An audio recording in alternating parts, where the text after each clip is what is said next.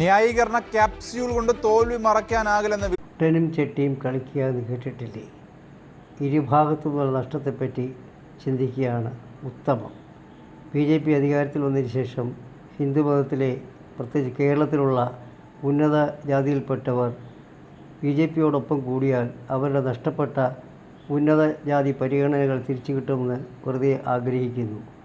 UDF കഴിഞ്ഞ 10 കൊല്ലമായിട്ട് കേരള വികസനത്തിന് തലങ്ങും വിലങ്ങും എതിർക്കുന്നതുകൊണ്ട് അവരുടെ ഭാഗത്തുനിന്ന് ധാരാളം പേര് ഒഴിഞ്ഞു പോയിട്ടുണ്ട്.